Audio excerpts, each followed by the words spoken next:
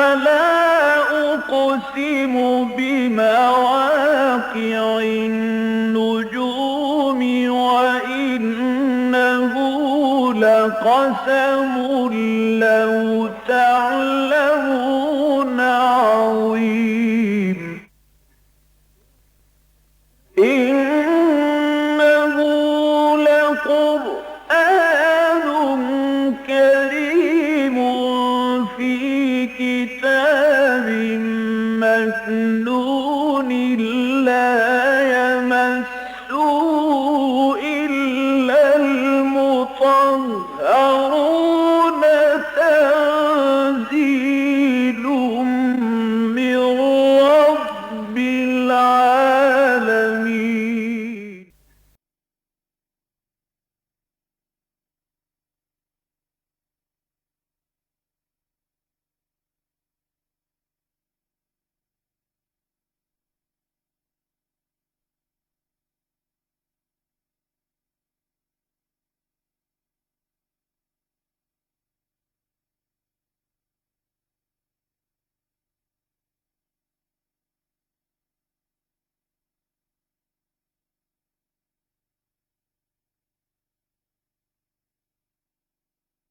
نحمده ونصلي على رسوله الكريم اما بعد فاعوذ بالله من الشيطان الرجيم بسم الله الرحمن الرحيم يا ايها الذين آمنوا اتقوا الله حق تقاته ولا تموتن الا وانتم مسلمون واعتصموا بحبل الله جميعا ولا تفرقوا واذکروا نعمت اللہ علیکم اذ کنتم اعداء فألف بین قلوبکم فاصبحتم بنعمتہ اخوانا وکنتم علی شفا حفرۃ من النار فانقذکم منها کذالک یبین اللہ لکم آیاتہ لعلکم تہتدون وَلْتَكُن مِّنكُمْ أُمَّةٌ يَدْعُونَ إِلَى الْخَيْرِ وَيَأْمُرُونَ بِالْمَعْرُوفِ وَيَنْهَوْنَ عَنِ الْمُنكَرِ وَأُولَٰئِكَ هُمُ الْمُفْلِحُونَ وَلَا تَكُونُوا كَالَّذِينَ تَفَرَّقُوا وَاخْتَلَفُوا مِن بَعْدِ مَا جَاءَهُمُ الْبَيِّنَاتُ وَأُولَٰئِكَ لَهُمْ عَذَابٌ عَظِيمٌ يَوْمَ تَبْيَضُّ وُجُوهٌ وَتَسْوَدُّ وُجُوهٌ فَأَمَّا الَّذِينَ اسْوَدَّتْ وُجُوهُهُمْ أَكَفَرْتُمْ بَعْدَ إِيمَانِكُمْ فَذُوقُوا الْعَذَابَ بِمَا كُنتُمْ تَكْفُرُونَ وَأَمَّا الَّذِينَ ابْيَضَّتْ وُجُوهُهُمْ فَفِي رَحْمَةِ اللَّهِ هُمْ فِيهَا خَالِدُونَ تِلْكَ آيَاتُ اللَّهِ نَتْلُوهَا عَلَيْكَ بِالْحَقِّ وَمَا اللَّهُ يُرِيدُ ظُلْمًا لِلْعَالَمِينَ وَلِلَّهِ مَا فِي السَّمَاوَاتِ وَمَا فِي الْأَرْضِ وَإِلَى اللَّهِ تُرْجَعُ الْأُمُورُ صدق اللہ العظیم رب اشرح لی صدری ویسر لی امری واحلل عقدۃ من لسانی یفقہوا قولی اللہم ربنا الہمنا رشدنا واعذنا من شرور انفسنا اللہم ارنا الحق حقا وارزقنا اتباعہ وارنا الباطل باطلا وارزقنا اجتنابہ اللہم وفقنا لما تحب وترضى آمین یا رب العالمین۔ یہ سورہ آل عمران کا 11واں رکوع ہے، اور اگرچہ اس کی ابتدائی 3 آیات کا میں تفصیل کے ساتھ درس دے چکا ہوں، تو بقیہ رکوع کے مضامین کی مناسبت سے پہلی ان 3 آیات پر بھی اجمالاً گفتگو ضروری ہے۔ تمہیداً یہ بات دوبارہ نوٹ کر لیجئے کہ سورہ بقرہ اور سورہ آل عمران جو آپس میں جوڑے کی شکل میں ہیں، انہیں بہنیں بھی آپ کہہ سکتے ہیں، دونوں کا معاملہ یہ ہے کہ دونوں کے تقریباً برابر برابر نصف نصف 2 حصے ہیں۔ پہلے حصے میں اہل کتاب سے خطاب، جو کہ سورہ بقرہ میں بنی اسرائیل سے ہے، یہود سے ہے، اور سورہ آل عمران میں نصارہ سے ہے، جو ہم پڑھ چکے ہیں۔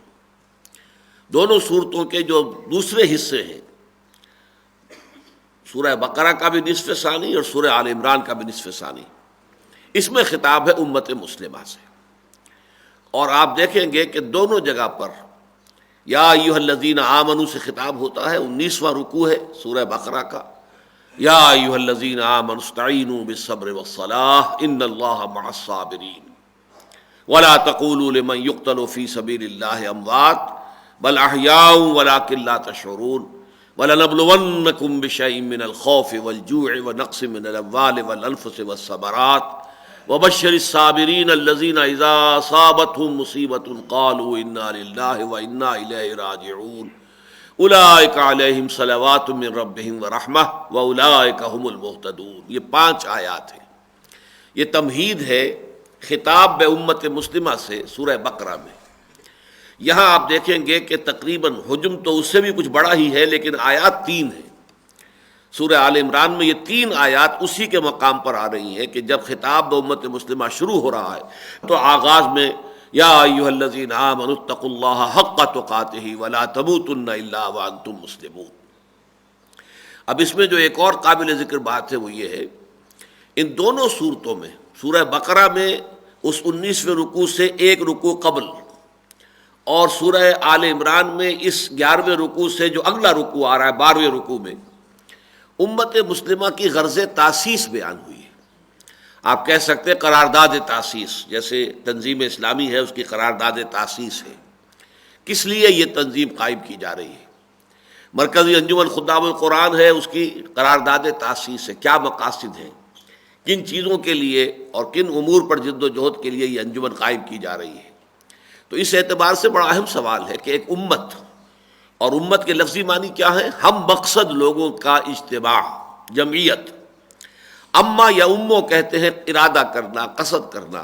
آمین البیت الحرام، وہ حاجی حضرات جو جا رہے ہوتے ہیں بیت اللہ کی طرف، کوئی ہندوستان سے چل رہا ہے، کوئی پاکستان سے روانہ ہو رہا ہے، کوئی امریکہ سے آ رہا ہے، کوئی یورپ سے آ رہا ہے، کوئی افریقہ سے آ رہا ہے، یہ سب کیا ہے؟ آمین البیت الحرام، یہ اللہ تعالیٰ کے اس محترم گھر کی طرف قصد کرنے والے ہیں، جا رہے ہیں۔ تو اما یا امو اسی سے لفظ بنا ہے امام۔ امام وہ ہے جس کی پیروی کی جاتی ہے، جس کا کہ گویا کہ آپ قصد کر رہے ہیں کہ جو کچھ وہ کرے گا وہی ہم کریں گے، جو وہ حکم دے گا وہ ہم بجا لائیں گے۔ اسی لیے ایک شاہراہ کو بھی امام کہتے ہیں، بے امام مبین، کہ یہ جو قوم سمود کے مسکن تھے اور پھر اس کے بعد جو ہے قوم مدین کے اور پھر یہ عمورہ اور صدوم کی بستیاں، یہ ایک شاہراہ پر واقع ہوئی تھی کہ جو شام سے یمن تک جو ہے ایک تجارتی قافلے کی گزرگاہ تھی۔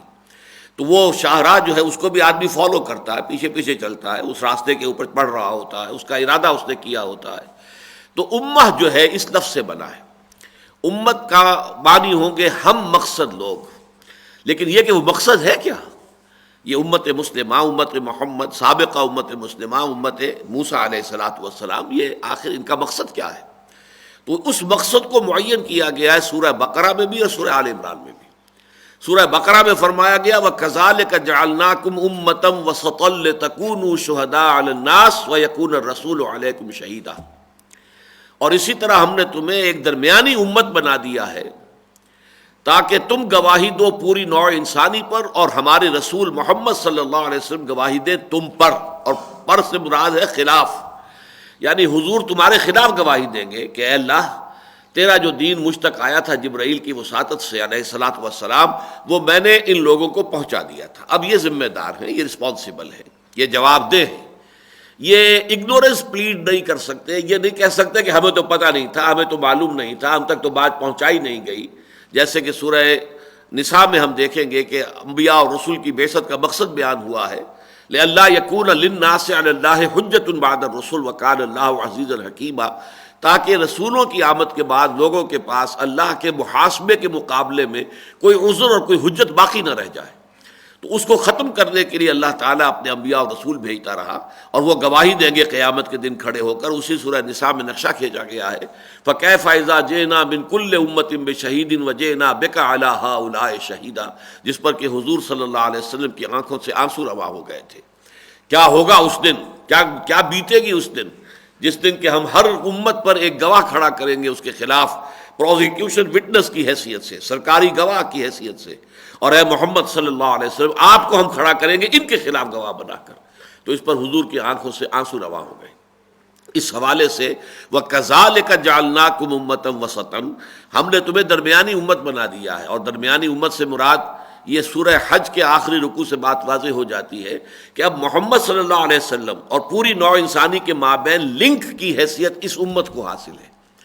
جیسے کہ دو لنکس ہیں ہمیشہ سے جو چلے آ رہے ہیں نبوت اور رسالت کے ضمن میں، ایک رسول ملک، ایک رسول بشر۔ رسول ملک جبرائیل، اس نے اللہ سے تلقی کی، اللہ سے حاصل کی وحی اور پہنچا دیا رسول بشر محمد کو صلی اللہ علیہ وسلم، اور رسول بشر محمد صلی اللہ علیہ وسلم جنہوں نے جبرائیل سے حاصل کیا اور پہنچا دیا اپنی امت کو۔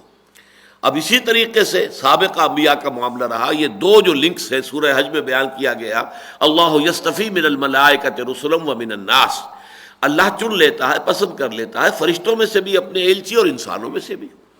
اور اس کے بعد آخری آیت سورہ مبارکہ کی یہ ہے کہ وَجَاهِدُوا فِي اللَّهِ حَقَّ جِهَادِهِ هُوَ اجْتَبَاكُمْ، اب تم چن لیے گئے ہو اے امت محمد صلی اللہ علیہ وسلم، اب تمہارا انتخاب ہو گیا ہے کہ اب تم ایک نیکسٹ کڑی بنو گے، کہ اللہ سے جبرائیل لائے ہیں، جبرائیل نے محمد کو پہنچایا ہے صلی اللہ علیہ وسلم علیہ الصلوۃ والسلام، محمد نے تمہیں پہنچا دیا ہے صلی اللہ علیہ وسلم، اور اب تمہارا کام یہ ہے کہ بقیہ پوری نوع انسانی تک اس کو پہنچاؤ۔ تو یہ تیسری کڑی ہے جو اس سلسلہ رسالت کے اندر ایڈ کی گئی۔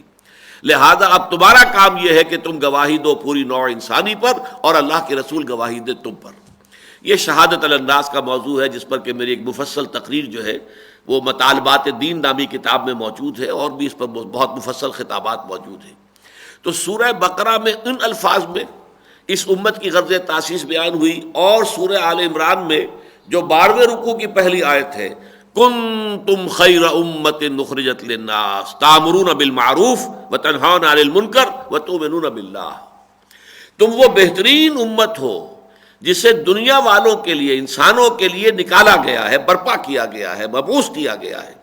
جیسے اللہ تعالیٰ بعثت فرماتا تھا انبیاء کی، رسل کی، ایسے تم مبعوث ہو، تمہیں نکالا گیا ہے، تمہیں اٹھایا گیا ہے، تمہیں برپا کیا گیا ہے۔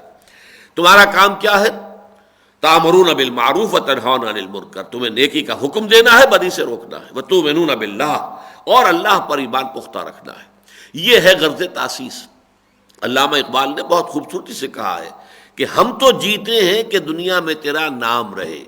یہ جیتنا نہیں ہے، جینے سے جینا، زندہ رہنا۔ ہم اس لیے زندہ ہیں، ہم تو جیتے ہیں کہ دنیا میں تیرا نام رہے۔ کہیں ممکن ہے کہ ساقی نہ رہے، جام رہے۔ ساقی ہوگا تو جام کو گردش میں لائے گا، اور تمام جو بھی پینے والے ہیں ان کو پہنچائے گا۔ اسی طریقے سے اس امت کی حیثیت ساقی کی ہے، اور اس کے پاس جو جام ہدایت ہے وہ قرآن حکیم ہے، اللہ کا پیغام ہے، اللہ کی ہدایت ہے۔ اب اس ساقی کا کام ہے کہ اس جام کو گردش میں لائے، لوگوں تک، اقوام عالم تک، تمام نوع انسانی تک اس جام کو پہنچائے۔ تو ہم تو جیتے ہیں کہ دنیا میں تیرا نام رہے، یعنی اس اعتبار سے بڑا فنڈامنٹل ڈفرنس ہے کہ دنیا میں بقیہ تمام اقوام اپنے لیے جیتی ہیں، اپنے لیے محنت، اپنے لیے مشقت، اپنی سربلندی، اپنی عزت، دنیا میں اپنا دبدبہ ہو، غلغلہ ہو، اپنی حیثیت ہو، اپنے قومی مفادات ہیں، اس کے لیے محنت ہوگی۔ اور اس امت مسلمہ کو دوسروں کے لیے محنت کرنی ہے تاکہ انہیں اللہ کے عذاب سے بچا سکے، تاکہ ان پر اتمام حجت کر سکے، تاکہ وہ اللہ کے ہاں یہ نہ کہہ سکے کہ اللہ تیرا پیغام ہم تک پہنچایا نہیں گیا تھا۔ تو گویا کہ ہمیں جینا ہے دنیا میں دوسروں کے لیے، جبکہ دوسرے جیتے ہیں اپنے لیے، اپنے مفاد کے لیے، اپنے فائدے کے لیے، اپنی ویلفیئر اسٹیٹ بنا لی جائے، اپنی قوم کو جو ہے اس کی رفعت اور اس کی بلندی جو ہے اس کا اہتمام کیا جائے۔ تو زمین و آسمان کا فرق ہے امت مسلمہ کا بقیہ تمام اقوام عالم سے۔ اب اس امت کے لیے جو پروگرام دیا گیا ہے سہ نکاتی، سب سے پہلا کیا ہے؟ اور یہ دیکھیے بڑا منطقی ہے یہ پروگرام۔ پہلی بات یہ کہ امت مشتمل ہے افراد پر، امت کا کوئی سوال نہیں۔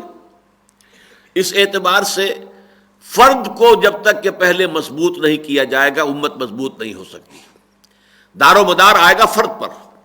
اگر فرد جو ہے اس کا کردار مضبوط ہے، کریکٹر مضبوط ہے، اس کی سیرت جو ہے وہ عمدہ ہے، تو گویا کہ پوری امت جو ہے اس سے صلاح اور فلاح دنیا میں قائم ہوگی اور پھیلے گی۔ اگر افراد جو ہے بودے ہیں، کچے ہیں، ان کے قول و عمل میں تضاد ہے، تو ظاہر بات ہے کہ امت پھر کیا کرے گی؟ کچھ نہیں کر سکتی، بلکہ اس کے ذریعے سے کوئی خیر تو وجود میں نہیں آ سکتا، ہو سکتا ہے کہ کوئی شر پروموٹ کر دے۔ اس لیے پہلا نقطہ یہ ہے افراد کی تیاری۔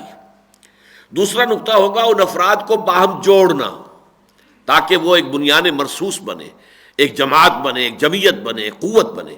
تیسرا نقطہ ہوگا کہ اس قوت اور اس جماعت اور اس جمعیت یا جو اجتماعیت وجود میں آتی ہے، اس کے کرنے کے کام کیا ہیں، یہ کاہے کے لیے کوشاں ہوگی، کس کام کے لیے محنت کرے گی۔ تو پہلا نقطہ ہے یا ایھا الذین آمنوا اتقوا اللہ حق تقاتہ ولا تموتن الا وانتم مسلمون، اے ایمان کے دعوے دارو، اے ایمان لانے والو، اللہ کا تقوی اختیار کرو جتنا کہ اس کے تقوی کا حق ہے، اور ہرگز مت مرنا مگر فرما برداری کی حالت میں، ولا تموتن، ہرگز مت مرنا، الا وانتم مسلمون، مگر اس حال میں کہ تم مسلم ہو، فرما بردار ہو۔ یہ آیت جیسا کہ میں نے بارہا کہا ہے، چونکہ یہ نکاح کے خطبے میں بھی شامل ہے، تو بہت سے مواقع پر نکاح کے خطبے کی جب میں وضاحت کرتا ہوں تو وہاں بھی اس کی کچھ نہ کچھ وضاحت ہوتی ہے۔ میرے مطالعے میں آج تک بھی میں یہ کہہ رہا ہوں کہ آج تک کے مطالعے میں بھی یہ آیت قرآن مجید میں سب سے زیادہ تاکیدی آیت ہے، سب سے گاڑھی آیت ہے تقوی کی تاکید پر، اس لیے کہ جو الفاظ یہاں استعمال ہوئے ہیں اس کو سن کر واقعتاً اور بجا طور پر صحابہ گھبرا گئے۔ اللہ کا اتنا تقوی اختیار کرو جتنا کہ اس کے تقوی کا حق ہے، گھبرا گئے۔ اللہ کا حق تقوی اے نبی کون ادا کر سکتا ہے؟ حاضر ہوئے حضور کے پاس اور اپنی اس تشویش کا اظہار کیا۔ اس لیے کہ میں بارہا یہ بات کہا کرتا ہوں کہ ہم لوگ تو قرآن پڑھتے ہیں، سنتے ہیں، تو ہمارا اس پہ عمل کرنے کا چونکہ کوئی پختہ ارادہ نہیں ہوتا، لہذا ہم جو چاہیں پڑھتے چلے جائیں، ہمیں کبھی بھی اپنے اندر جھانکنا نہیں ہوتا کہ ہم اس پر پورے بھی اتر سکتے ہیں یا نہیں۔ لیکن صحابہ کرام کا معاملہ یہ تھا کہ وہ ایک ایک لفظ قرآن مجید کا پڑھتے تھے، سنتے تھے، تو پہلے اپنے آپ کو تولتے تھے، اپنے گریبانوں میں جھانکتے تھے کہ ہم اس کا حق ادا کر سکتے ہیں یا نہیں، ہم اس پر پورے اتر سکتے ہیں یا نہیں۔ لہذا ان میں تشویش پیدا ہوئی کہ جب حضور صلی اللہ علیہ وسلم کا اپنا عالم یہ ہے کہ آپ فرمایا کرتے تھے کہ پروردگار ما عبدناک حق عبادتک وما عرفناک حق معرفتک، اے اللہ ہم تیری بندگی اور تیری عبادت کا حق ادا نہیں کر پائے جتنا اور جیسا کہ تیری بندگی اور عبادت کا حق ہے، اور اے اللہ ہم تجھے نہیں پہچان پائے جیسے کہ تجھے اور جتنا تجھے پہچاننے کا حق ہے۔ تو یہ اللہ کا تقوی جو ہے، جتنا کہ اللہ کا تقوی کا حق ہے، کس کے لیے ممکن ہے؟ لیکن یہ کہ اس کے بعد جب سورۃ تغابن کی آیتیں نازل ہوئی، فاتقوا اللہ ما استطعتم، تو اللہ کا تقوی اختیار کرو جتنا بھی تمہارے حد امکان میں ہے، تو پھر صحابہ کرام کی جان میں جان آئی کہ ہاں یہ تو ہم کر سکتے ہیں، اپنی سی استطاعت، اپنی استعداد کی حد تک جو ہے اللہ کے تقوی کا حق ادا کرنا، اس کی ہم کوشش کریں گے۔ لیکن یہ کہ حق کا تقاتے ہی، یہ تو تقریباً ناممکن ہے۔ لیکن جب ایمفیسائز کرنا ہوتا ہے کسی بات پر، زور دینا ہوتا ہے، اس کی اہمیت کو زیادہ واضح کرنا ہوتا ہے، تو پھر یہ اسلوب اختیار کیا جاتا ہے کہ یا ایھا الذین آمنوا اتقوا اللہ حق تقاتہ ولا تموتن الا وانتم مسلمون۔ اس آیت کا یہ دوسرا ٹکڑا جو ہے یہ بھی بالکل ہم وزن ہے پہلے ٹکڑے کے، لیکن ہمارے ذہنوں میں تصور جو قائم ہے، مسلمان کسے کہتے ہیں؟ ایک اصطلاحی مسلمان ہوتا ہے کہ جو اللہ تعالیٰ کی توحید کا اور محمد کی رسالت کا اقرار کرتا ہے، دین کی بنیادی جو تعلیمات ہیں ان سب کو تسلیم کرتا ہے، مانتا ہے۔ آمنت باللہ کما ہوا باسمائہ و صفاتہ و قبلت جمیع احکامہ اقرار باللسان و تصدیق بالقلب، وہ تصدیق قلبی ہے یا نہیں، لیکن زبان سے اقرار کر رہا ہے۔ آمنت باللہ و ملائکتہ و کتبہ و رسلہ والیوم الآخر والقدر خیرہ و شرہ من اللہ تعالی والبعث بعد الموت۔ اب جو شخص اقرار کر رہا ہے اشہد ان لا الہ الا اللہ و اشہد ان محمد رسول اللہ، وہ مسلمان ہے۔ نماز پڑھتا ہے تب بھی مسلمان ہے، نہیں پڑھتا تب بھی مسلمان ہے، اسے آپ فاسق کہیں گے، فاجر کہیں گے۔ زنا کرتا ہے تب بھی مسلمان ہے، حالت زنا میں بھی مسلمان ہے، اور زنا کرنے کے بعد بھی مسلمان ہے۔ قانونی طور پر گناہ کبیرہ جو ہے اس سے بھی کوئی شخص کافر نہیں ہوتا۔ گناہ کبیرہ پر بھی یہ بالکل صحیح بات ہے، جو الفقہ الاکبر جو کتاب ہے، جو تالیف ہے امام اعظم امام ابو حنیفہ رحمۃ اللہ علیہ کی، اس کا یہ مسئلہ بالکل صحیح ہے 100%۔ گناہ کبیرہ سے بھی کوئی مسلمان کافر نہیں ہوتا، لیکن اس گناہ کی حالت میں وہ اس طرح کا مومن بھی نہیں رہتا جیسا کہ مومن اسے ہونا چاہیے۔ اس کا دل میں وہ ایمان پختہ نہیں رہتا اس وقت۔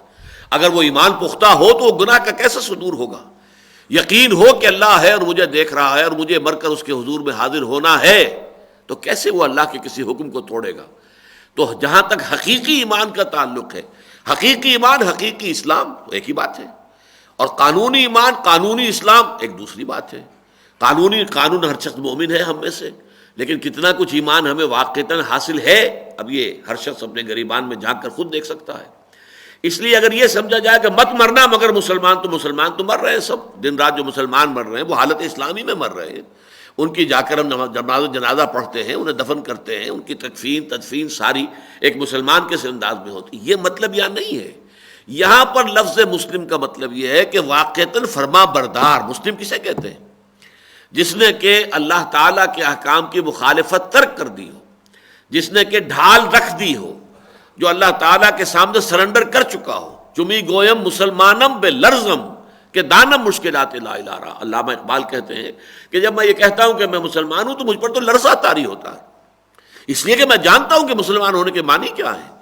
یہ لا الہ کہہ دینا آسان ہے، اس پر پورا اترنا بہت مشکل ہے. لہذا مت مرنا مگر فرما برداری کی حالت میں. اب اس کا ذرا آپ تجزیہ کیجیے. کس کو معلوم ہے کہ موت کب آئے گی؟ کسے یقین ہے کہ ابھی 2 گھنٹے ہیں موت کے آنے سے پہلے، میں شراب پی کر چند گھنٹے میرے پاس ہیں، نشہ بھی اتر جائے گا اور میں نشے کی حالت سے نکل آؤں گا اور پھر موت آئے گی؟ کسی کو معلوم نہیں. کیا پتا کہ اہم کسی گناہ کے عمل میں انسان ملوث ہو اور اسی وقت اس کی جو جان ہے وہ فرشتہ آ کر نکال لے. تو کس حالت میں اس کی موت واقع ہوئی؟ وہ مسلمان تو اس وقت نہیں تھا، حقیقتاً مسلمان تو نہیں تھا، قانوناً مسلمان تھا. وہ اگر زنا بھی کر رہا تو مسلمان ہے قانوناً، حقیقتاً تو وہ مومن نہیں رہا، حقیقتاً مسلم نہیں رہا. وہ نافرمان ہے، اس وقت فرما بردار تو نہیں ہے، اللہ کے حکم کے خلاف کام کر رہا ہے، اللہ کی اطاعت تو نہیں کر رہا.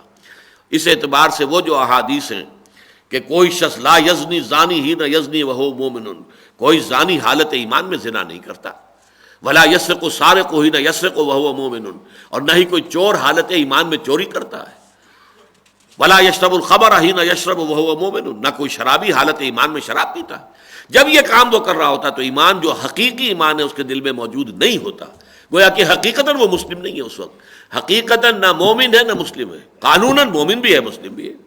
تو یہاں اصل میں حقیقی مراد ہے وَلَا تَمُوتُنَّ إِلَّا وَأَنْتُمْ مُسْلِمُونَ. اب جو شخص یہ طے کر لے گا نہیں مروں گا مگر اسلام کی حالت میں، ایک ہی شکل ہے کہ کوئی لمحہ اس کا پوری طرح وہ پہرا دے اپنے ہر لحظے کا، ہر لمحے کا، کوئی لمحہ جو ہے نافرمانی میں بسر نہ ہو. کیا پتہ عین اسی لمحے بہت واقع ہو جائے. یہ گویا کہ وہ افراد کی پختگی کے لیے بھی آیت ہے. اتنا تقوی اور فرما برداری اللہ کی، اس درجے کا تقوی، اس درجے کی فرما برداری کی روش انسان میں پیدا ہو جائے، یہ گویا کہ یونٹ بنا اب امت کا. جس قدر اس میں پختگی ہوگی، گہرائی ہوگی، ایمان میں، اسلام میں مداومت ہوگی، اتنی ہی گویا کہ در حقیقت یہ اینٹ اب پکی ہے، اس سے فصیل آپ بنائیں گے تو وہ فصیل مضبوط ہوگی، اینٹیں پختہ ہو گئی. اب اگلی آیت میں وہ ہے کہ ان اینٹوں کو جوڑا کس چیز سے جائے. وَاعْتَصِمُوا بِحَبْلِ اللَّهِ جَمِيعًا وَلَا تَفَرَّقُوا، اور سب کے سب مل کر اللہ کی رسی کو مضبوطی سے تھام لو اور تفرقے میں مبتلا نہ ہو.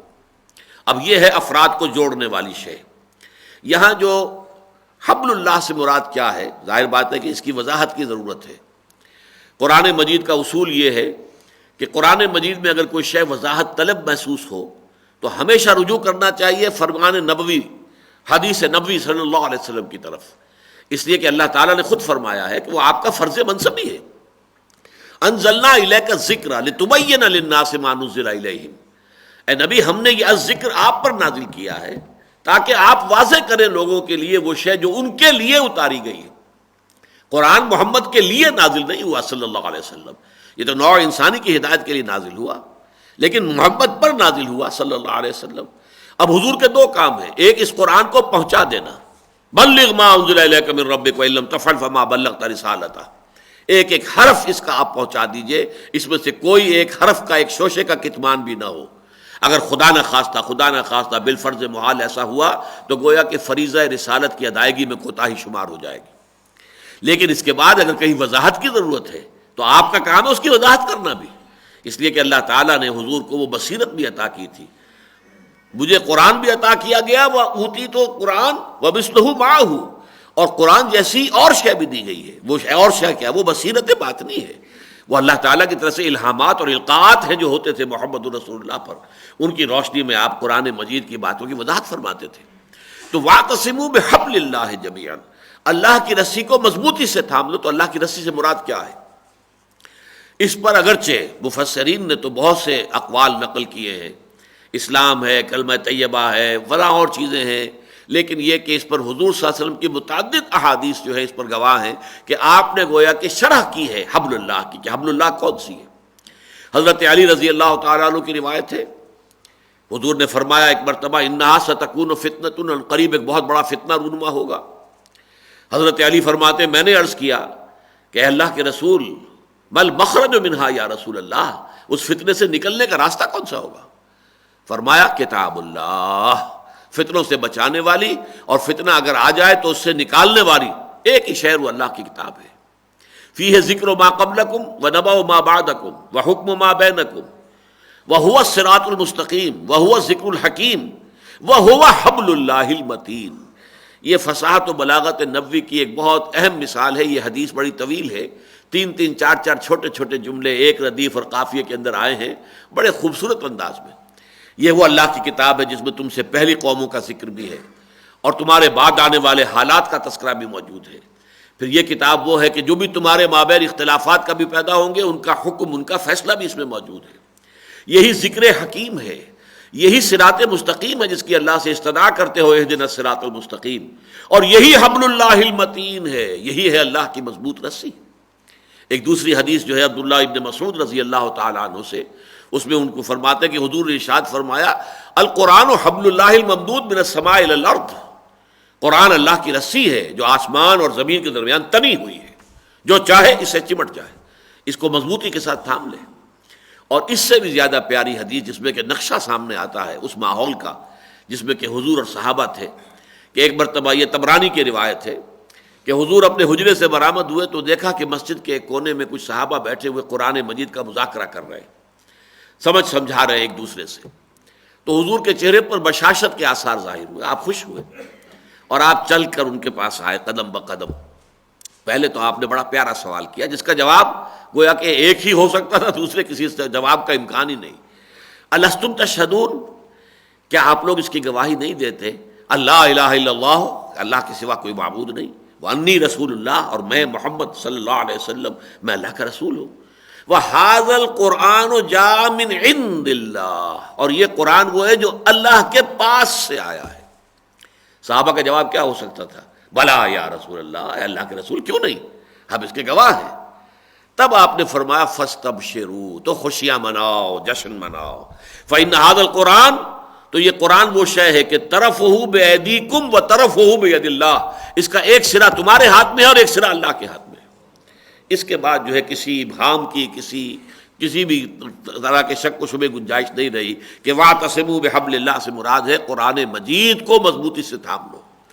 البتہ جمیعاً کے بارے میں دو آراء ہیں۔ جمیعاً جو ہے سب مل جل کر تھام لو، یہ بھی معنی اس کے ہو سکتے ہیں، اور پورے قرآن کو تھامو۔ یہ نہ ہو کہ قرآن مجید کے حصے بکھرے کر لو، جیسا کہ ہمارے ہاں ہو گیا ہے، بالفعل ہو گیا ہے۔ آپ دیکھیں گے کہ مثلا ہمارے ہاں کے لوگ ہیں، علماء ہیں، واعظ ہیں، وہ ایک خاص قسم کی آیات ہی کی تلاوت کریں گے اپنے تقاریر میں، وہ دوسری قسم کی چیزیں ان کی تقاریر میں، خطبات میں، وعظ میں آئیں گی نہیں۔ لیکن یہ کہ ضرورت اس بات کی ہے کہ قرآن مجید کے یہ حصے بکھرے نہ کیے جائیں۔ الذین جعلوا القرآن عضین، یہ سورہ ہجر میں جو آیا ہے کہ جنہوں نے قرآن کو بوٹیاں بنا دیا، قرآن کا قیمہ کر دیا ہے، اڑائے کچھ ورق لالے نے، کچھ نرگس نے، کچھ گل نے، چمن میں ہر طرف بکھری ہوئی ہے داستاں میری، اور اڑالی قمریوں نے، طوطیوں نے، اندلیبوں نے، چمن والوں نے مل کر لوٹ لی طرز فغاں میری، کہ کسی کے پاس کچھ ہے، کسی کے پاس کچھ ہے۔ وَاعْتَصِمُوا بِحَبْلِ اللَّهِ جَمِيعًا، اللہ کی رسی قرآن کو مضبوطی کے ساتھ تھامو، سب مل کر، اور پورے قرآن کو۔ اور اللہ کا شکر ہے کہ ہم نے جہاں، اس میں کوئی شک نہیں کہ ہم نے اپنی دعوت و تحریک کے لیے بڑی اہمیت دی مطالعہ قرآن حکیم کے ایک منتخب نصاب کو، کہ جس کے دروس دیے، پے بپے دیے، بار بار دیے، تاکہ قرآن مجید کے وہ مضامین لوگوں کے سامنے پوری طریقے سے واضح ہو جائیں، ذہن نشین ہو جائیں۔ لیکن پھر ہم نے رمضان مبارک میں دورہ ترجمہ قرآن، پورے قرآن مجید کا جو ہے ایک مہینے کے اندر ترجمہ کرتے ہوئے اس میں سے گزر جانا، اس کو بھی ہم نے یوں سمجھیے کہ ہماری تنظیم جو ہے تنظیم اسلامی، اس کے تو باقاعدہ اس کی علامات جو امتیازی ہیں، ان میں سے ایک امتیازی خصوصیت اب یہ بن گئی ہے تاکہ وہ پورے قرآن کے ساتھ بھی ہمارا ربط ہو۔ اور درس قرآن جو 2 مرتبہ اس سے پہلے میں مکمل قرآن حکیم کا درس دے چکا ہوں، اور یہ تیسری بار ہے اب کہ پھر اثر نو تسلسل کے ساتھ پورے قرآن کا درس دے رہے ہیں۔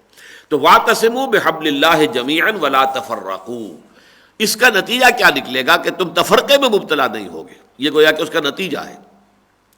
متفرق مت ہو جاؤ۔ اور اس میں یہ بات ہم پہلے نوٹ کر آئے ہیں کہ اختلاف علیحدہ شے ہے اور افتراق علیحدہ شے ہے۔ اختلاف تو ہو جائے گا، قرآن کی آیت کی تعویل میں بھی اختلاف ہو سکتا ہے، حدیث کے مفہوم میں، مدلول میں بھی اختلاف ہو سکتا ہے۔ یہ اختلاف ہے جو امام ابو حنیفہ میں اور امام شافعی میں، امام مالک میں ہوا ہے۔ یہ اختلافات اپنی جگہ ہیں، جینوئن ہیں، افتراق یہ ہوتا ہے کہ تم من دیگرم تو دیگری، اب اس کو اتنا زور دے دینا ان اختلافات کے اوپر کہ اس کی وجہ سے مستقل فرقوں میں تقسیم ہو جائیں، اپنی علیحدہ جو ہے پہچانیں معین کر لیں، اپنے شاعر علیحدہ کر لیں، اپنے آپ کو دوسروں سے جدا کریں، مسجدوں پر بھی لکھ دیا جائے مسجد فلاں فلاں حنفیہ، اور اس میں لکھا ہوا بھی ہو کہ فلاں مسلک بریلوی جو ہے اس کی یہ مسجد ہے، یہ فلاں مسلک کی مسجد ہے، گویا کہ مسجد علیحدہ ہو رہی ہیں۔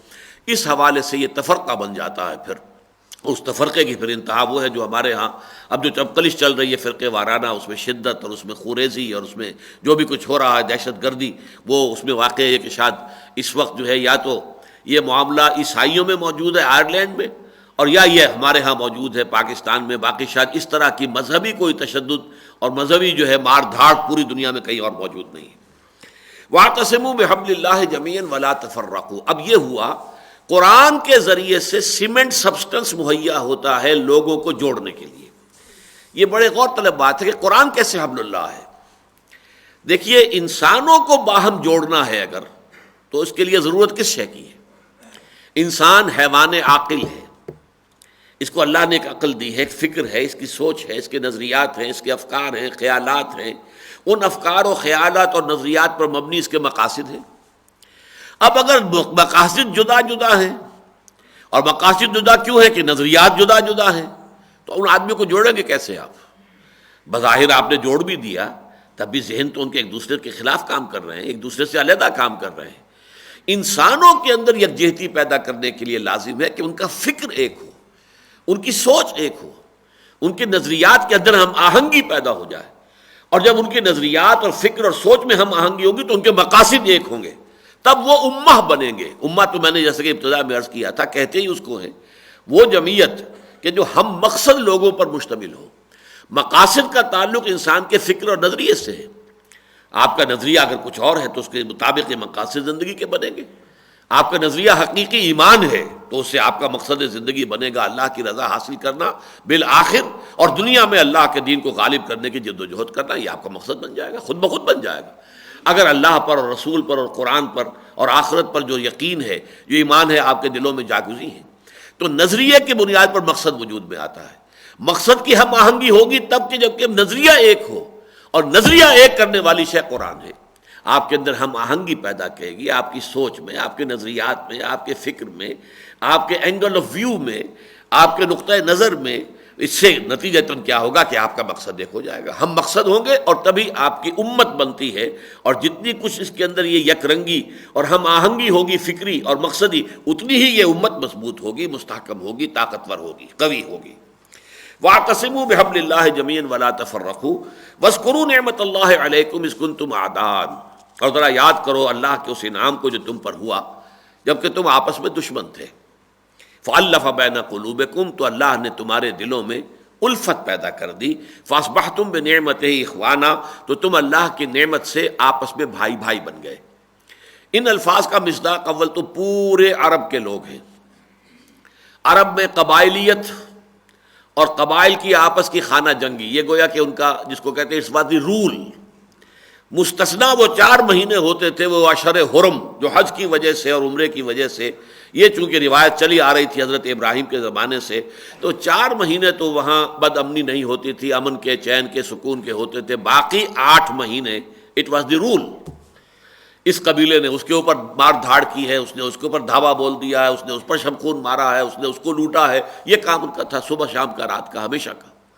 لیکن یہ کہ جب اسلام آیا تو اسلام نے ان قبیلوں کو جوڑا ہے، اور اس طریقے سے جوڑا، ایک بنیاد مرصوص بنا دیا، ایک ایسا دین کہ اس میں عبادت بھی ہو رہی ہے تو ایک جماعت کی شکل میں ہو رہی ہے، صفے باندھے ہوئے لوگ کھڑے ہیں، اور ایک امام، اور اس کی جیسے کہ کوئی وہ ملٹری پیریڈ ہوتی ہے کہ کوشن ایک ملا ہے اور اس کے ساتھ حرکت سب کی ایک جیسی ہے۔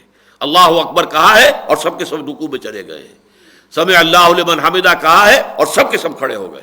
یہ کیفیت، ورنہ یہ کہ جو حالی نے نقشہ کھینچا تھا کہ کہیں پانی پینے پلانے پہ جھگڑا، اور کہیں گھوڑا آگے بڑھانے پہ جھگڑا، اور کہیں جھگڑا شروع ہو جائے تو پھر وہ جھگڑا جو ہے نسلاً بعد نسلاً چلتا تھا۔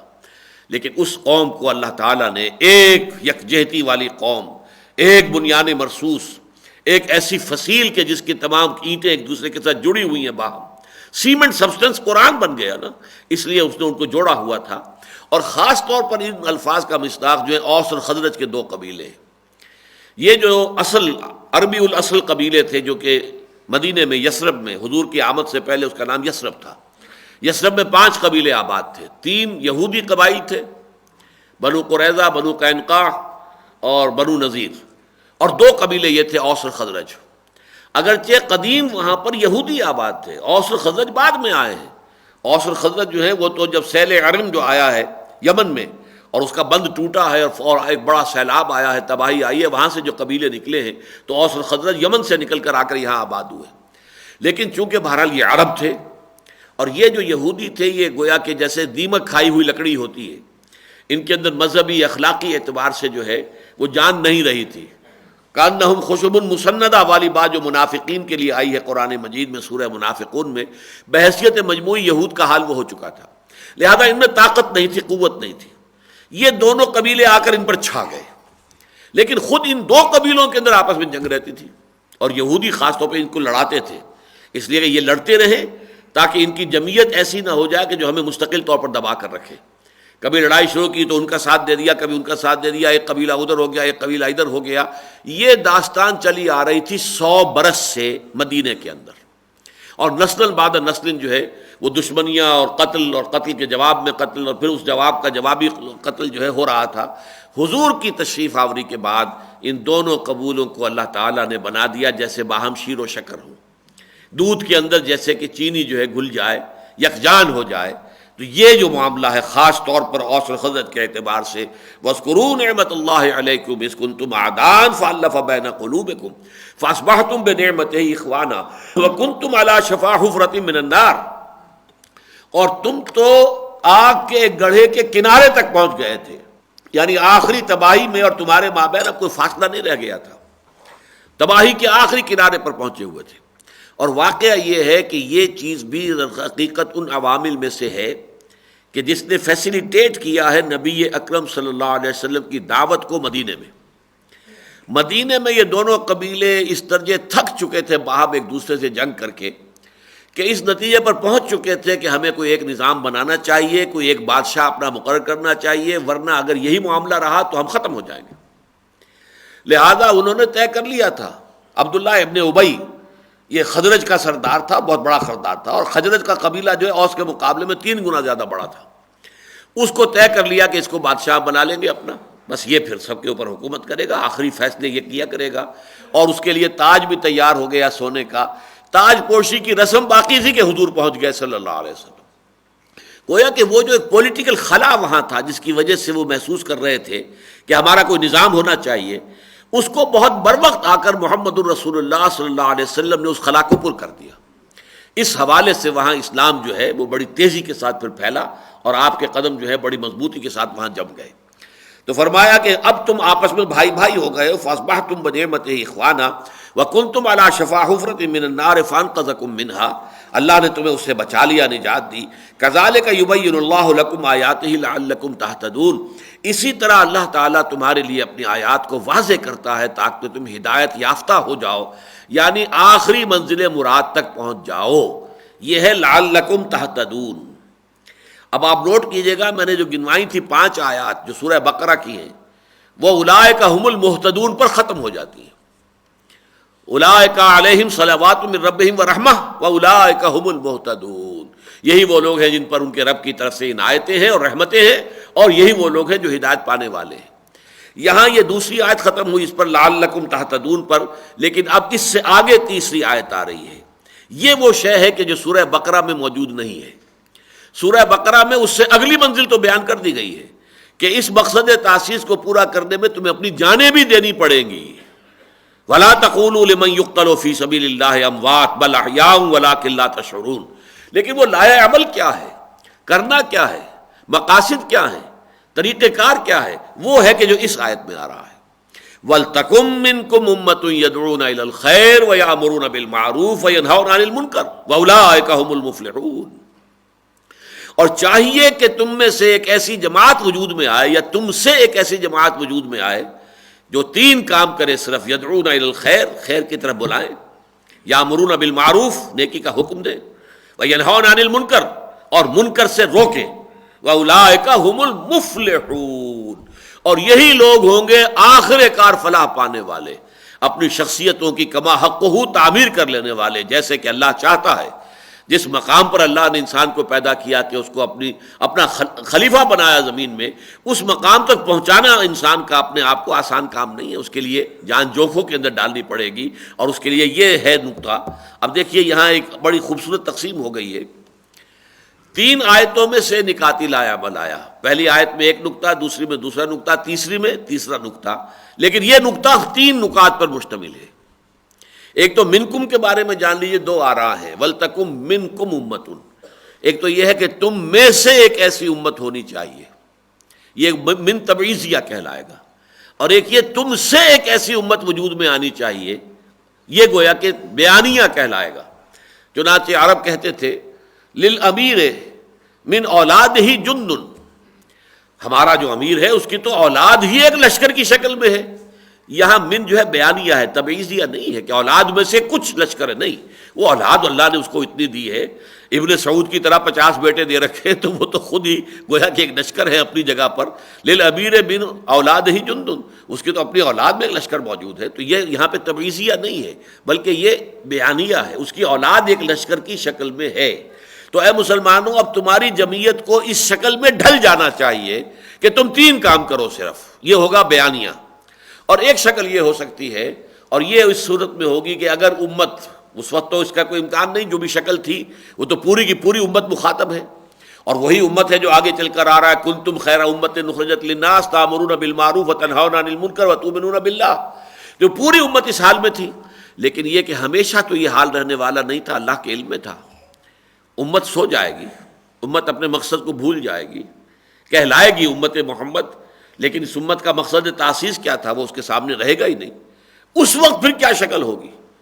ویسے تو امت ہوگی، اب آج جو ہے 120 130 140 150 کروڑ امتی موجود ہیں، لیکن امت تو کہیں نہیں ہے، کوئی امام ان کا ایک نہیں ہے۔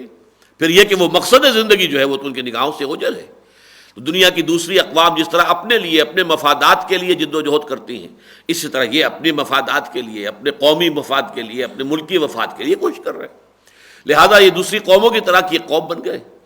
اس وجہ سے ہو سکتا ہے جب یہ شکل ہو تو پھر اس امت میں سے ایک چھوٹی امت وجود میں آئے، جس کو ہم کہیں گے امہ ودن امہ۔ جیسے آپ 2 الفاظ جو ہے استعمال کرتے ہیں، پارٹی ودن پارٹی۔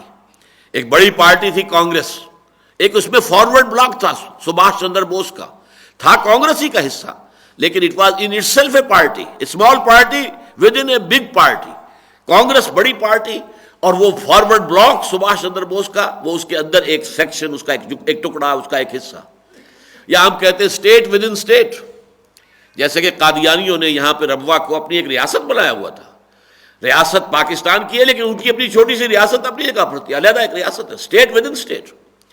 اسی طریقے سے امہ ودن امہ، اس بڑی امت میں کہ جو سو گئی ہے، ایک چھوٹی امت وجود میں آئے جن کو کہ یہ سبق اپنا یاد آ جائے، جو جاگ جائے وہ دوسروں کو جگائے، مل جل کر ایک چھوٹی امت بن جائے کہ جو یہ 3 کام کرے۔ وہ 3 کام کیا ہے؟ خیر کی دعوت نمبر 1، اور سب سے بڑا خیر یہ قرآن ہے۔ ہوا خیر مما یجمعون، جو کچھ بھی یہ لوگ جمع کرتے ہیں دنیا میں، مال اور دولت، جن جن چیزوں کی قدر ہے ان کے دلوں میں، ان سب سے بڑھ کر خیر اور قیمتی شے قرآن ہے۔ اسی قرآن کے حوالے سے وہ شخص جو قرآن کو پڑھنے پڑھانے کے لیے اپنی زندگی وقف کر دے، وہ سب سے بہترین انسان ہے۔ خیرکم من تعلم القرآن وعلمہ، تم میں سے بہترین لوگ وہ ہیں جو قرآن سیکھیں اور سکھائیں، پڑھیں اور پڑھائیں، سمجھیں اور سمجھائیں۔ تو اس اعتبار سے یدعون الی الخیر کے معنی ہوں گے یدعون الی القرآن، دعوت الی القرآن، بلاؤ قرآن کی طرف، دعوت دو قرآن کی طرف۔ اسی سے اس امت کے اندر اپنا مقصد کا شعور پیدا ہوگا دوبارہ، پھر یہ پوری امت جاگ جائے گی، ہوش میں آئے گی۔ اس وقت جو کچھ ہم کر رہے ہیں وہ گویا کہ اس آیت پر عمل کر رہے ہیں۔ ایک تو یہ کہ اس اعتبار سے ہم من تبعیضیہ ہیں، ہم امت مسلمہ کی ایک چھوٹی سی امت ہے، اس کے اندر تنظیم اسلامی کے نام سے ہم نے اپنی اجتماعیت قائم کی ہے۔ اس اجتماعیت کا کام کیا ہے؟ تاکہ وہ کام جو ہے جس کو امت بھول گئی ہے اسے یاد دلائے، اور اس کے لیے سب سے پہلا قدم کیا ہوگا؟ وہ ہوگا قرآن کی طرف دعوت۔ جیسا کہ میں نے عرض کیا تھا کہ ہم نے مطالعہ قرآن حکیم کا ایک منتخب نصاب مرتب کیا، تقریباً 1/15 قرآن، اور وہ ایک جگہ سے نہیں بلکہ یہ کہ مختلف جگہوں سے آیات لی ہیں، انہیں جمع کیا ہے، صورتیں لی ہیں، ان کو جمع کیا ہے. وہ اس کو تو ذریعہ بنایا ہم نے قرآن سے ابتدائی تعارف اور قرآن کا جو فکر ہے بنیادی اور قرآن کی جو دعوت ہے بنیادی، اس کو لوگوں کے سامنے لانے کا ذریعہ بنایا اس منتخب نصاب کو. اور اس کو تو اللہ کا فضل ہے کہ ہم نے جس طریقے سے مختلف پیرایوں میں کہیں بڑے مفصل دروس، کہیں مختصر دروس، یہ سارے جو ہیں شکل جو ہے میں نے اختیار کی ہے. اور یہ ظاہر بات ہے کہ اب یہ کوئی تھوڑی بات تو نہیں، 35 برس تقریباً ہو گئے. سن 65 میں لاہور منتقل ہوا تھا، جس کے بعد سے یہ کام شروع کیا. لیکن یہ ہے کہ اس سے نتیجہ کیا نکلا کہ ایک چھوٹی امت وجود میں آئی. تو یدعون الی الخیر، پہلا کام یہ دعوت الی الخیر، دعوت الی القرآن. ویامرون بالمعروف، نیکی کا حکم دینا، نیکی کا مشورہ دینا، لوگوں سے کہنا کہ بھلے کام کرو. وینہون عن المنکر، اور بدی سے روکنا. وَأُولَٰئِكَ هُمُ الْمُفْلِحُونَ، اور صرف یہی لوگ ہیں جو فلاح پانے والے ہیں. اصل کامیابی، اصل شخصیتیں جن کی پروان چڑھیں گی اس رنگ میں جس رنگ میں اللہ چاہتا ہے کہ پروان چڑھے، یہ خلیفۃ اللہ فی الارض ہونے کے واقعتاً مستحق ہوں گے کہ انہیں مانا جائے کہ ہاں یہ وہ آدم ہے کہ جس کو قرآن مجید میں اللہ نے قرار دیا ہے کہ یہ خلیفہ ہے اللہ کا زمین میں. تو تب شخصیتیں وجود میں آئیں گی جب اس پروگرام پر عمل پیرا ہوگے. اور اس میں اب آپ نوٹ کیجئے کہ آخری جو بات ہے اس کو 3 درجوں میں حضور نے تقسیم کر کے بیان فرمایا. نہی عن المنکر، نہی عن المنکر کے 3 درجے ہیں. طاقت اور قوت سے بدی کو روک دینا، یہ سب سے اونچا درجہ ہے. لیکن ظاہر بات ہے وہ طاقت ہونی چاہیے تبھی تو اس کا استعمال ہوگا. اگر طاقت ہے نہیں تو طاقت حاصل کیجئے اس مقصد کے لیے. اور اس دوران میں بھی کم سے کم زبان سے تو کہتے رہیے کہ یہ کام غلط ہے، یہ برا ہے، چھوڑ دو، خدا کے لیے باز آ جاؤ. یہ ہے وہ طرز عمل جو آج ہم اختیار کیے ہوئے ہیں. ہمارے پاس تنظیم اسلامی میں اتنی طاقت نہیں ہے کہ ہم میدان میں آ کر کہہ دیں کہ اب یہ کام نہیں ہونے دیں گے. ہم انف از انف، ہو گیا جو ہو گیا، اب نہیں ہوگا. اب یہاں کوئی بینک نہیں چلے گا، ہم گھیراؤ کریں گے، پکیٹنگ کریں گے، نہیں چلنے دیں گے کسی بینک کو. یہ نہیں کر سکتے، ہمارے پاس اتنی طاقت نہیں ہے. لیکن جب تک طاقت نہیں، کہہ تو سکتے ہیں نا، زبان تو استعمال کر سکتے ہیں. زبان ہے، قلم ہے، اور ذرائع ابلاغ جو بھی اللہ نے دے رکھے ہیں، ویڈیو ہے، آڈیو ہے، جس طریقے سے کتابیں چھپیں، رسالے چھپیں، وہ سب زبان ہی کے تحت میں آ جائیں گے. یہ دوسرا درجہ ہے. اور پھر تیسرا درجہ بھی ہے. اگر حالات اتنے خراب ہو جائیں کہ زبان کھولنی بھی ناممکن ہو جائے، زبان کھلتے ہی اندیشہ ہو کہ گدی سے کھینچ لی جائے گی، اور اگر کسی میں اتنی جرت اور ہمت نہیں ہے کہ وہ اتنا بڑا خطرہ مول لے سکے، تو ایک آخری درجہ بھی ہے جو اللہ تعالیٰ نے اپنے کمزور لوگوں کے لیے فراہم کیا ہے کہ دل سے شدید نفرت رکھے بدی کے ساتھ. اور یہ اگر نہیں ہے تو پھر ایمان ہے ہی نہیں. بدی سے نفرت نہیں ہے تو ایمان ہی نہیں.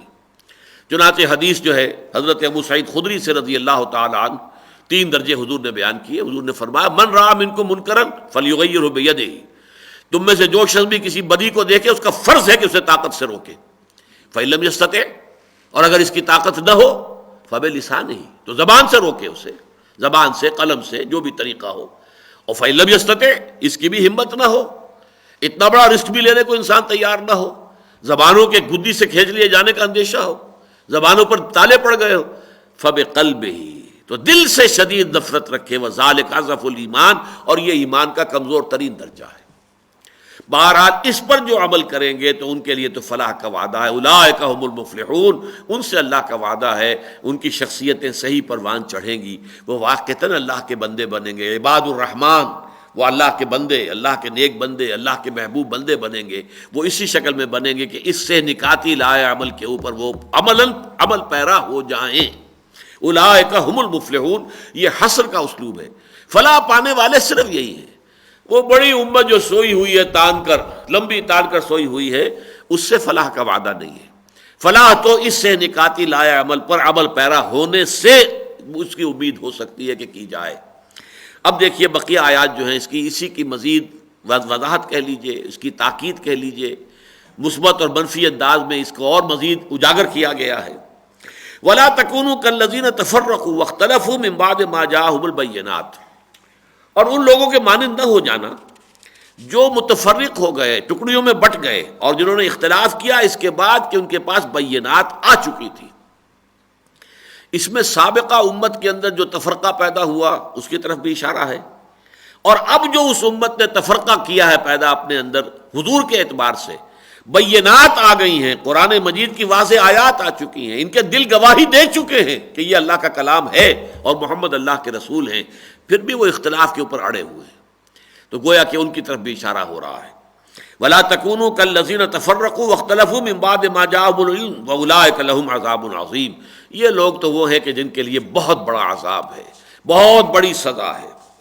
یوم تبیض وجوہ وتسود وجوہ، اب یہ قیامت کا نقشہ کھینچا جا رہا ہے۔ وہ دن، تصور کرو اس دن کا کہ جس دن بہت سے چہرے روشن ہوں گے، تر و تازہ ہوں گے، روشن ہوں گے، اس پر حشاشت اور بشاشت کے آثار ہوں گے۔ وتسود وجوہ، بہت سے چہرے جو ہیں ان پر تاریکی چھائی ہوئی ہوگی۔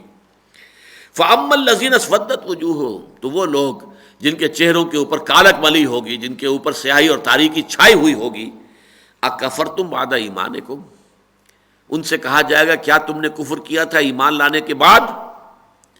اب اس میں دونوں باتیں آ جائیں گی۔ وہ تورات پر ایمان لائے اور پھر تورات میں تفرقہ ڈالا، اور محمد رسول اللہ پر بھی ان کے دل ایمان لے آئے اور پھر انہوں نے انکار کیا۔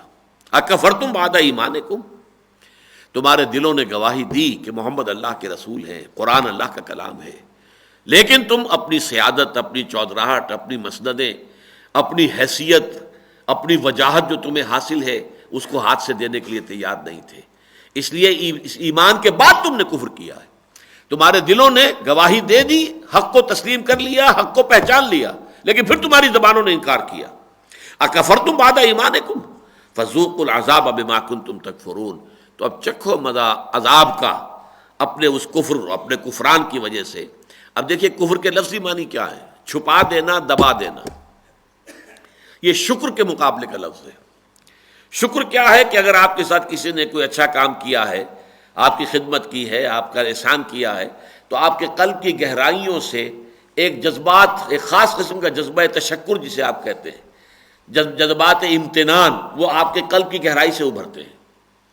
کفر یہ ہے کہ آپ اس کو دبا دیں، ناشکری اور کفر یہ ہم مانی ہے، کہ بجائے اس کے کہ آپ ان جذبات کو سامنے لائیں، زبان پر لائیں اور اس کا جو محسن ہے اس کا شکریہ ادا کریں، آپ نے دبا دیا اس کو۔ اسی معنی میں جب دل نے گواہی دے دی کہ یہ حق ہے لیکن آپ نے دبا دیا اس دل کی گواہی کو، یہ کفر ہے۔ چھپا دیا قلب کی جو تمہاری گواہی تھی، تمہارے ضمیر نے جو گواہی دی تھی اسے دبا دیا، سپریس کر دیا۔ اسی لیے قرآن مجید میں بہت سے مقامات پر یہ دو لفظ جوڑ کر آئے، الذین کفروا وکذبوا بآیاتنا۔ پہلا مرحلہ ہے چھپا دینا اور پھر تکذیب کرنا ہماری آیات کی۔ پہلے تو یہ کہ اس کی تصدیق جو اندر سے ابھر رہی تھی قلب کی گہرائیوں سے، اسے دبا دیا، سپریس کیا، اور پھر زبان نے تکذیب کی کہ نہیں نہیں نہیں نہیں، یہ تمہارا اپنا کلام ہے، یہ محمد کا اپنا کلام ہے، یہ اللہ کا کلام نہیں ہے۔ تو یہ تکذیب اور تکفیر جو ہے یہ گویا کہ دونوں چیزیں بالکل علیحدہ علیحدہ ہیں، یہ ایک پروسیس کے دو سٹیجز ہیں۔ الذین کفروا وکذبوا بآیاتنا، پہلے انہوں نے اپنی اندرونی شہادت کو دبایا، سپریس کیا، اور پھر ان کی زبانوں نے تکذیب کی، جھٹلایا ان آیات کو کہ جو اللہ تعالیٰ کی طرف سے نازل ہوئی۔ وَأَمَّا الَّذِينَ ابْيَضَّتْ وُجُوهُهُمْ، اور رہے وہ لوگ کہ جن کے چہرے روشن ہوں گے، تر و تازہ ہوں گے، ففی رحمت اللہ ہم فیہا خالدون، وہ اللہ کی رحمت میں ہوں گے۔ فراح و ریحان، جیسے سورہ واقعہ میں الفاظ آئے ہیں، فراح و ریحان و جنت نعیم ہم فیہا خالدون، اور اس میں ہمیشہ ہمیش رہیں گے۔ تلک آیات اللہ نتلوہا علیک بالحق، یہ اللہ کی آیات ہیں جو ہم آپ کو پڑھ کر سنا رہے ہیں حق کے ساتھ۔ یہاں نتلو کا فاعل کون شمار ہوگا؟ تلک آیات اللہ نتلوہا، یہاں گویا کہ جبرائیل کہہ رہے ہیں اے محمد صلی اللہ علیہ وسلم یہ اللہ کی آیات ہیں جو ہم آپ کو پڑھ کر سنا رہے ہیں۔ درمیان میں لنک ہے، اللہ یصطفی من الملائکۃ رسلا ومن الناس، اللہ چن لیتا ہے فرشتوں میں سے بھی اپنے ایلچی اور انسانوں میں سے بھی۔ تلک آیات اللہ نتلوہا علیک بالحق، یہ اللہ کی آیات ہیں جو ہم پڑھ کر سنا رہے ہیں، اور یہ کہ بالواسطہ اگر آپ لیں گے تو پھر اللہ پر بھی آ سکتا ہے، یہ ہم سنا رہے ہیں، اللہ سنا رہے ہیں، اس لیے کہ جبریل کا سنانا جو ہے وہ در حقیقت اللہ ہی کا سنانا ہے۔ وَمَا اللَّهُ يُرِيدُ ظُلْمًا لِلْعَالَمِينَ، اور اللہ تعالیٰ جو ہے جہان والوں کے لیے کوئی ظلم کا ارادہ نہیں رکھتا، کسی پر ظلم، کسی کی حق تلفی، کسی پر خام خواہ بلا سبب کوئی تشدد کرنا، معاذ اللہ ثم معاذ اللہ، اسے ہم کہیں گے کہ اللہ سیڈسٹ نہیں ہے۔ ما یفعل اللہ بعذابکم ان شکرتم، ان آمنتم ان شکرتم وآمنتم، اللہ تمہیں عذاب دے کر کیا لے گا؟ اللہ کو کیا لینا ہے تمہیں عذاب دے کر، اگر تم ایمان اور شکر کی روش اختیار کرو۔ لیکن یہ تو تمہارے اعمال ہیں، تمہارے اپنے کرتوت ہیں جو اللہ تعالیٰ تمہارے سامنے رکھ دے گا۔ اللہ تعالیٰ تو رؤوف ہے، ودود ہے، غفور ہے، وہ تو در حقیقت بہت بخشنے والا ہے، لیکن یہ ہے کہ تمہارے اعمال ہیں وہ تمہارے سامنے رکھ دیے جائیں گے۔ وَمَا اللَّهُ يُرِيدُ ظُلْمًا لِلْعَالَمِينَ، اور اللہ تعالیٰ ہرگز نہیں چاہتا تمام جہان والوں کے لیے کوئی بھی ظلم۔ یہاں یہ نکتہ نوٹ کر لیجئے، یہ امام حمید الدین فراہی رحمۃ اللہ علیہ نے جو اسالیب قرآن پر کتاب لکھی ہے کہ قرآن مجید میں کہیں کہیں جو ظرف ہے اس کو جمع کر دیتے ہیں مظروف کی جمع کے لیے، عالم، عالمین، عالم میں بسنے والے سب لوگ، تمام جہان والے، ایک ہے تمام جہانوں کے لیے اللہ تعالیٰ کوئی ظلم نہیں چاہتا، ترجمہ یہ بھی ہو سکتا ہے وَمَا اللَّهُ يُرِيدُ ظُلْمًا لِلْعَالَمِينَ، اللہ تعالیٰ تمام جہانوں کے لیے کوئی ظلم کرنے کا ارادہ نہیں رکھتا۔ لیکن ایک شکل یہ ہے کہ یہ عالم ظرف ہے، مظروف اس میں ہے اقوام، انسانی، انسانوں میں سے کسی پر بھی اللہ تعالیٰ ظلم کا ارادہ نہیں رکھتا، کسے باشد۔ وَلِلَّهِ مَا فِي السَّمَاوَاتِ وَمَا فِي الْأَرْضِ، اور یقیناً اللہ ہی کی ہے، اللہ ہی کی ملکیت ہے ہر وہ شے جو آسمانوں میں ہے اور ہر وہ شے جو زمین میں ہے۔ ملکیت تامہ، ملکیت مطلقہ صرف اللہ کی ہے۔ وَإِلَى اللَّهِ تُرْجَعُ الْأُمُورُ، اور بالآخر تمام معاملات اللہ ہی کی طرف لوٹا دیے جائیں گے۔ یہ رکوع تو مکمل ہوا، لیکن اگلی آیت جو ہے چونکہ اگلے رکوع کی پہلی آیت وہ اس کے ساتھ جڑ رہی ہے، یہ گویا کہ اعلان ہے۔ یہ تو پہلے کہہ دیا گیا، یہ اس کا جو ترتیب ہے اس کو یوں سمجھیے کہ اے مسلمانوں تمہارے افراد پختہ ہونے چاہیے، تقویٰ دل میں ہو، عمل میں اللہ کی فرما برداری ہو، اور دونوں حد کمال کو پہنچے ہوئے ہوں۔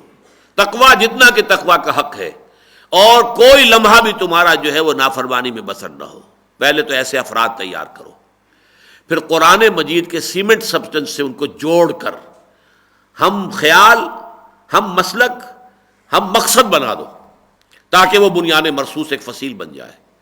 یہ جمعیت جو وجود میں آئی اس کو تین کام کرنے ہیں: دعوت الی الخیر، دعوت الی القرآن، امر بالمعروف، نہی عن المنکر۔ نہی عن المنکر کے تینوں جو مختلف درجے ہیں، تو یہ گویا کہ ایک ہدف دیا جا رہا ہے، تم سے ایک ایسی جماعت وجود میں آ جانی چاہیے۔ یہ من بیانیہ کہہ رہا ہوں۔ اب یہ کہا جا رہا تم ہو گئے ہو، اب تمہیں سرٹیفائی کیا جا رہا ہے، کنتم خیر امۃ اخرجت للناس، اے مسلمانوں اب تم واقعتاً بن چکے ہو وہ بہترین امت۔ جو مقصد تھا سامنے رکھا گیا تھا، اس مقصد کی تکمیل ہو گئی ہے، تم اس مقصد کو پورا کرنے والا گروہ بن کر سامنے آ گئے ہو۔ یہ سرٹیفکیٹ ہے جو اللہ تعالیٰ کی طرف سے دیا جا رہا ہے، کنتم خیر امۃ اخرجت للناس، اب تم ہو گئے ہو، اب تم نے شکل اختیار کر لی ہے، اب تم کوالیفائڈ ہو کہ تمہارے لیے یہ بات ہم کہہ رہے ہیں کہ تمہیں دنیا والوں کے لیے ہم نے برپا کیا ہے۔ تمہارا کام ہے تأمرون بالمعروف وتنہون عن المنکر وتؤمنون باللہ، نیکی کا حکم دو، بدی سے روکو، اور اللہ پر ایمان پختہ رکھو۔ اللہ پر ایمان پختہ ہوگا تبھی اس راہ کی مشکلات تمہارے لیے آسان ہوگی، تبھی تم اپنا سب کچھ اس کی راہ میں خرچ کر دینے کے لیے اور اپنی تمام صلاحیتیں اور اوقات اور اپنے تمام وسائل و ذرائع اس کے لیے وقف کرنے کے لیے تیار ہو جاؤ گے۔ آخری دار و مدار تو ایمان پر ہے، جتنا گہرا ایمان ہوگا اتنا ہی در حقیقت تمہارے اندر اس کام کے لیے ارادہ بھی ہوگا اور پختگی بھی ہوگی، استقامت بھی ہوگی، صبر بھی ہوگا، اور اس کے اوپر تم پوری طریقے سے کاربند رہ سکو گے۔ اللہم ربنا اجعلنا منہم، اللہم ربنا اجعلنا منہم، اللہم ربنا اجعلنا منہم، آمین یا رب العالمین۔